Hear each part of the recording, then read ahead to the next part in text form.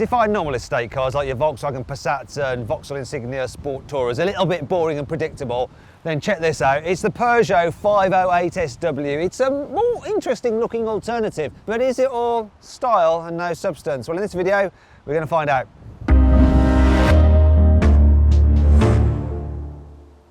Let's start off by talking about this car's price. So the 508 SW starts from £28,500, but you don't want to pay that. And through Carwow, you can save an average of over £6,000 on one of these things. The particular car I have here is the hybrid Allure, and that would normally cost over 36 grand, but I put the details into Carwow and got an offer back from one of our trusted dealers for just under £30,000. So if you're thinking about buying new cars, click on the pop-out banner up there to go to Carwow to see how much money you can save, or just Google Carwow. It's your car buying comparison website.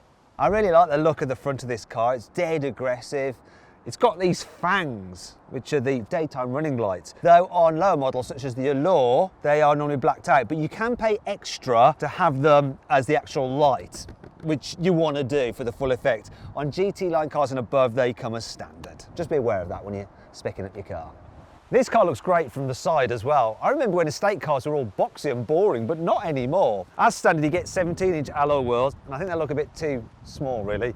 Lots of sidewall on the old tyre. GT line and above have 18s, and of course you can upgrade these if you wanted to 18s. You get satin surround for the windows and the roof bars. On GT line cars and above, they're blacks, that's sportier. You get tinted rear windows as standard, but on GT line and above, they are darker tints for an even moodier, sportier effect. And those GT line cars and above also have blacked out mirror caps. One feature that I do like is the way that they've made the glass area look smaller at the end, so the car looks sleek, even though the roofline isn't quite so sloping, so that shouldn't impair practicality too much in the back. But we'll find out in a moment. And this design looks rather like the Hofmeister kink you have on the BMW 3 Series Touring, don't you think? In fact, you don't have to think. Look, over there, I've got one.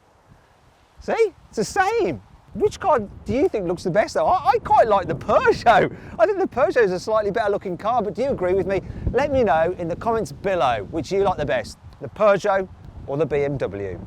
For me though, the best angle of this car is the rear end. It's just so nice looking. It's definitely better looking from the rear than the BMW, whether you like it or not. Even cameraman Jack, who's a BMW fanboy, thinks it's better looking than his BMW, don't you, Jack? No, yes, Jack, shush. He does really, just won't admit it. I just love the fact you've got this big full-length light bar at the rear, the way it says Peugeot, very proud of itself. And look at this, it's got a diffuser on a Peugeot 508. Fake diffuser, obviously. I'll tell you what's not fake, the exhaust pipes. Yeah, they are real, as illustrated with the Carwow stick of truth. Well done, Peugeot, for not faking it. Now let's talk about the engines, but before we do, check this out. Gas struts to hold up the bonnet. It's a sign of a posh car. Now the engine range kicks off with a 1.6 litre turbo petrol. You can get it with either 181 horsepower or 225 horsepower. Both cars come with an 8-speed automatic gearbox. In terms of economy, you're looking at around 40 miles per gallon from those. Diesels include a 1.5 litre diesel with 131 horsepower. Now that engine is available with a 6-speed manual, but that's the only one that comes with a manual. Then there's two 2-litre diesels, and they have either 163 horsepower or 177 horsepower, and they should do probably high 40s in terms of miles per gallon. Then there's this hybrid version, which combines a 1.6 litre turbo petrol with a 101 horsepower electric motor to give you 225 maximum horsepower. So this thing is supposed to be able to do over 166 miles per gallon if you run it properly and plug it in regularly, yet still deliver decent performance. Peugeot says that this 508 SW hybrid can do 0 to 60 in 8.3 seconds, but I'm not going to trust them. I'm going to see what it does myself with my new specialist timing gear. Right, I'm going to launch it. There's no launch control, I just accelerate and see what it does.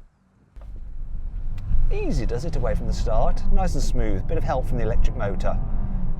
Oh, a bit of a slow, lazy gear change, but fine, and that's the 60. Seemed okay. Oh wow, 0 to 60 in 8.1 seconds. Felt slower, but that's maybe because it's just so smooth. The 508 SW Hybrid has a 12 kilowatt hour battery pack, and that has an electric only range of 39 miles, and you can drive it on electric power alone up to speeds of 84 miles an hour, so faster than you can legally go in the UK. In terms of charging it, it'll take 5 hours to fully charge using a standard household 3-pin socket. If you use a public fast charger, then it'll do it in 4 hours, which seems quite slow. However, if you pay Peugeot an extra £300, they'll allow the car to charge quicker from one of those public rapid chargers, and it'll then do it in 2 hours. Why don't they just make that the standard? The inside of this car is probably even more eye-catching than the outside. I love the two-tiered dash. The materials are soft and squidgy and feel expensive. I'm not entirely convinced by this carbon fibre effect trim. It's all right. The small steering wheel looks cool, and the way you have your digital driver's display, which is standard on all models by the way, kind of works and doesn't work depending on how tall you are, because the steering wheel can get in the way, so it's hard to peer over it, which for some people will be a bit annoying. Now sadly you get an 8-inch screen, but higher up models get this 10-inch version, which is much better. But all versions do get these lovely metallic piano key style shortcut buttons for the infotainment system. I think that's really, really nice. Now I'll go into more in-depth detail on the infotainment system later in the video. But it's not all perfect in here. For instance, there are scratchy plastics a bit lower down, but to be fair, that is to be expected. And this shiny black trim, while it looks good, it is quite easy to scratch, so that could get a bit nasty after a while. The seating position, for me, is good. I like the fact that you can extend the seat base like that, so you've got extra under thigh support, and of course you can jack the seat up and down to get a decent view out.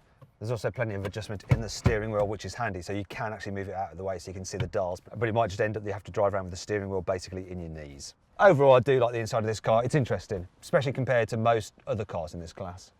One of the big problems with the 508 saloon is the fact that rear headroom is not good at all, whereas here in the estate, plenty, people over 6 foot will be fine. Knee room's pretty good as well. I just wish there was a bit more room under the front seat to really stretch out. There is a bit of a hump in the floor, but the footwells are big enough for everyone's feet, and even though this middle seat is a bit firm and not the comfiest, headroom is okay in here. And the body's just about wide enough to cope with 3 people in the back at once, though it doesn't feel quite as roomy for carrying lots of passengers in the rear as a Volkswagen Passat estate. And if you click on the pop-out banner up there, you can see my in-depth video review of this car. One of the big problems with this is that when you have 3 people in the back, the way that this roofline slopes in and actually comes down quite low means the people in the outer seats end up like having their head pressed against it like that, which is going to be a bit annoying after a while.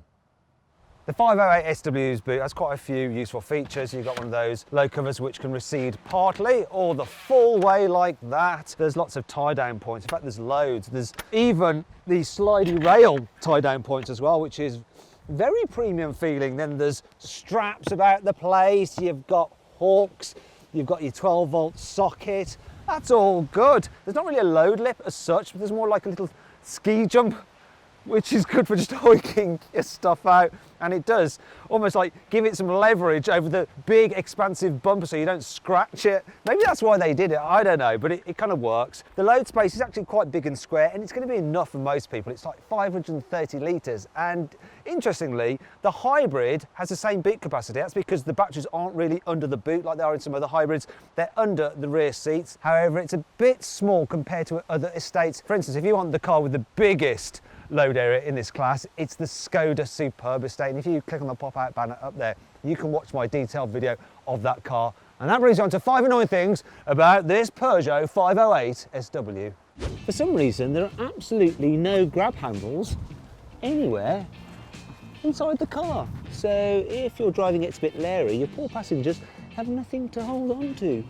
The hybrid version doesn't have a spare wheel like the normal version of this car. What you do have is this little recess area there where you're supposedly supposed to keep your tyre repair goo and your charging cables. Yeah, you try, fit them in, and it never quite closes properly. Sod it. The glove box is really, really small. The reason is that the fuse box of the car is also in there. What a lot of manufacturers will do is move that across with the steering wheel so you can enjoy the full space of the glove box, but not Peugeot. For some reason, while you can open the cap to get at the charging socket when the car is open, you can't open the fuel filler cap like you can on most cars.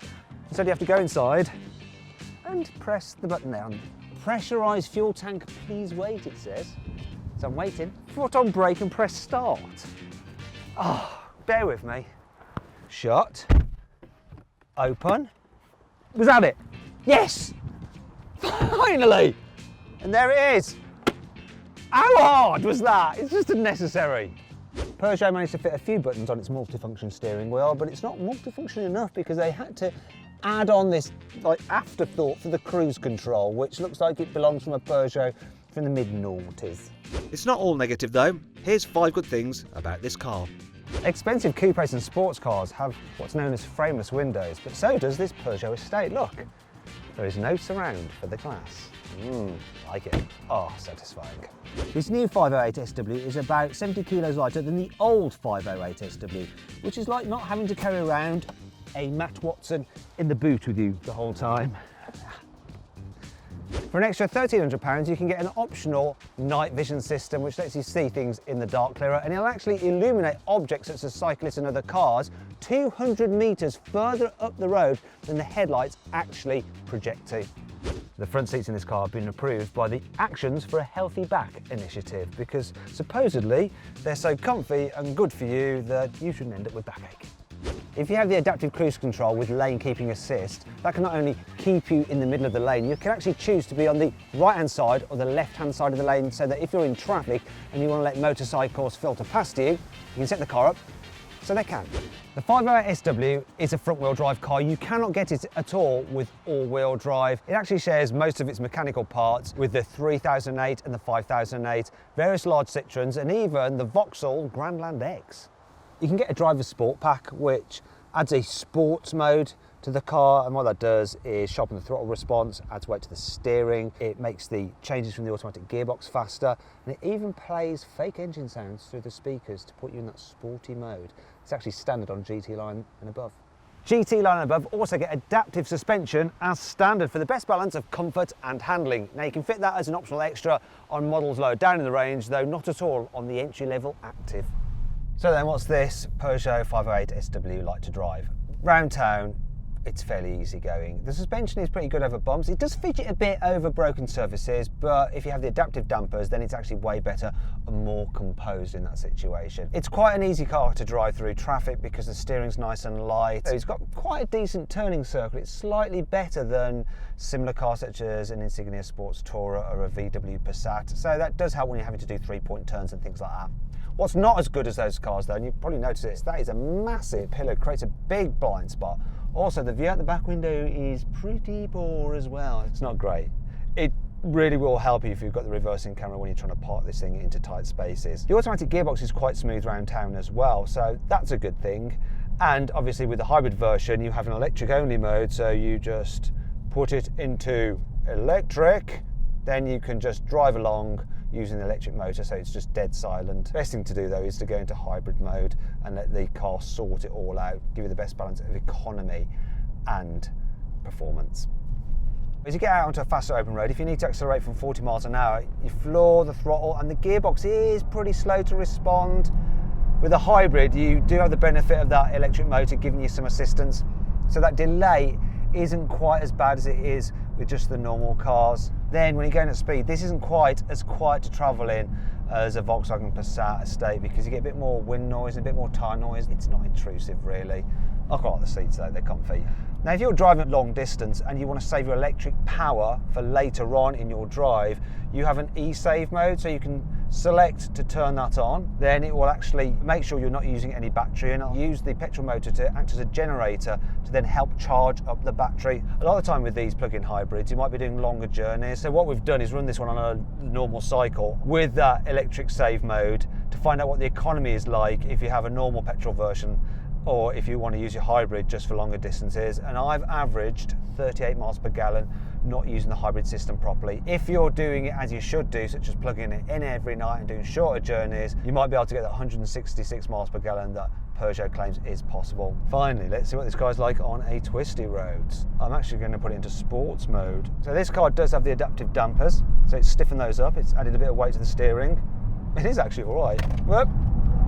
Oh, giving the front tyres a workout, the stability control's kicking in, but it holds on all right, and there is a deer. No, you don't want to hit one of those. Well, get out of the way, deer.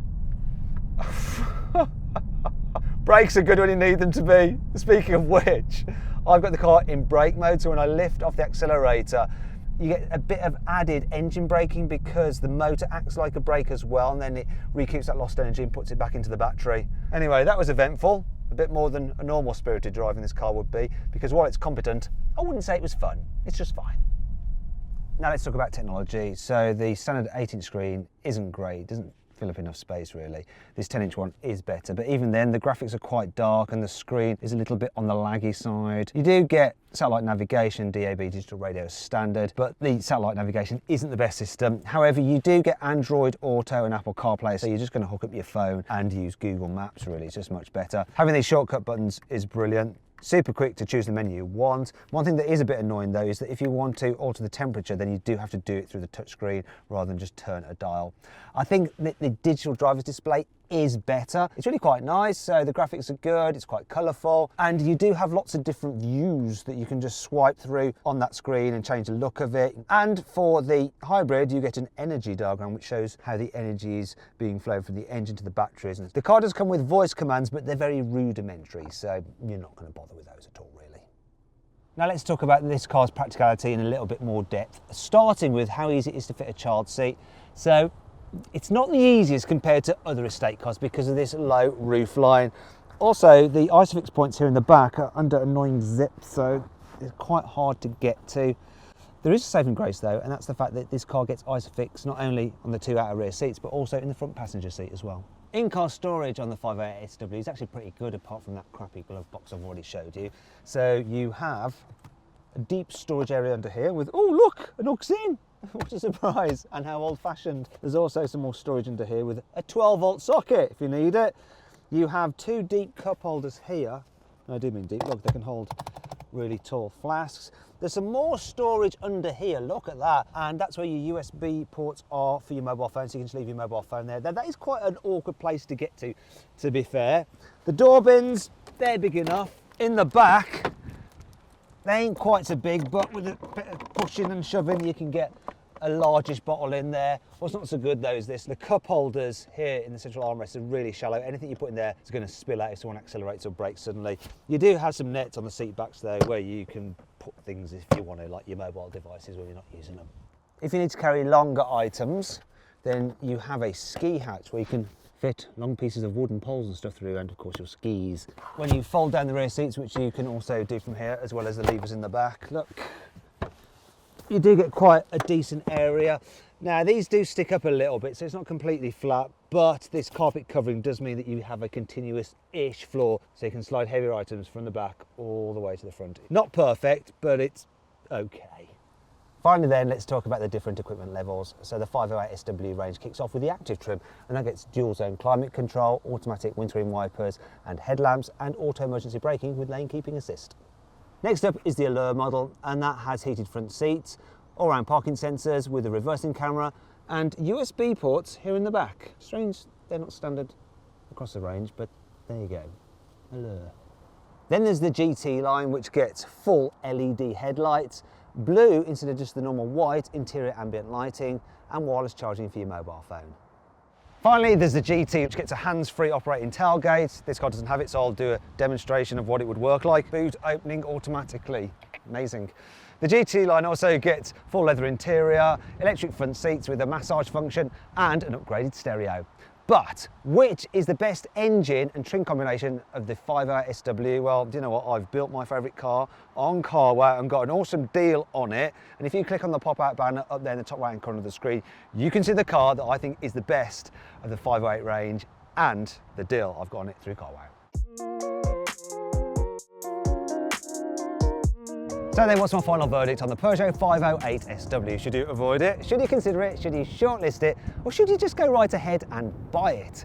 Well, I reckon you should shortlist the 508 SW. It's a good looking, reasonably practical, posh feeling, good value for money estate car. Do you agree with my verdict? Let me know in the comments section. Also, please subscribe to this channel for more videos, and if you click on the deals box to the right, you can see how much you can save on a new car at carwow. Or click on the video windows below to watch another of my videos.